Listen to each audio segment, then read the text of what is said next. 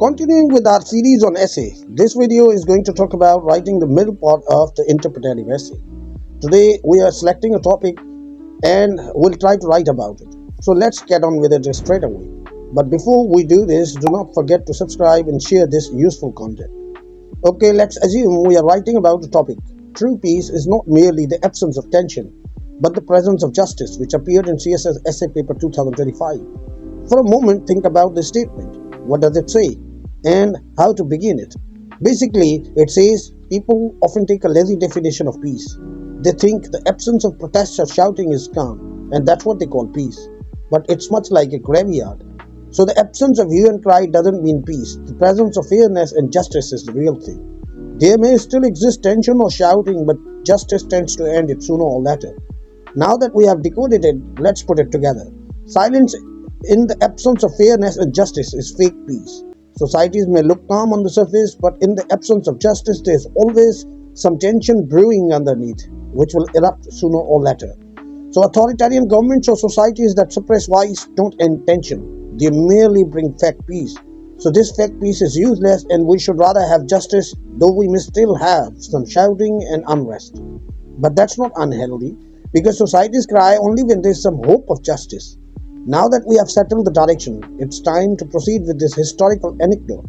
For instance, we will say Rome lived for centuries calm and tranquil, but it thrived on slavery and suppression of dissent. Emperors did not allow any shouting or protest because they faked peace rather than true liberation of the people.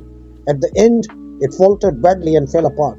Again, the civil rights movement in America showed that despite surface level tranquility, the bias against African Americans in America was damn killing and cold. So they stood up against it with Martin Luther King, and they did change their destiny. America did not break like Rome because it allowed the right to African Americans to shout against this injustice, and it survived.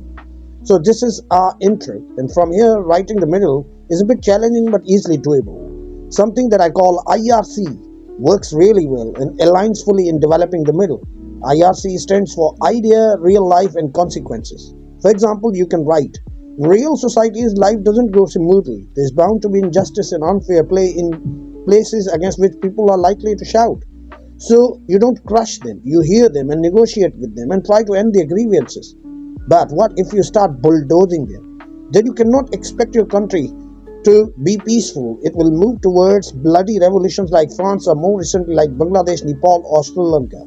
To make yourself sound impactful, you can add a quotation or two to move forward with your discussion. For instance, I would add this from Martin Luther King. Peace is not the absence of conflict, but the presence of justice. Furthermore, I'm going to expound this a little further with another example. Say from religion this time, because the concept of justice cannot be restricted to societies. Religious literature has a lot to offer as well. For instance, you can continue writing. Surah Baqarah tells us about the rebellion of Satan against God, but God did not destroy Satan. He gave him power. The conflict between right and wrong became perennial and a forever thing. But the truth is, the presence of God's justice and the perennial conflict everywhere are the signs that our world is evolving, and someday it's going to reach perfection. You can proceed like this and keep putting more stuff in the middle to ornate your essay. But is this the only way to write an essay? I would say no. There are a lot of methods that we are going to apply in my upcoming videos to learn more in depth about this sort of interpretative prompt essay writing. So stay tuned.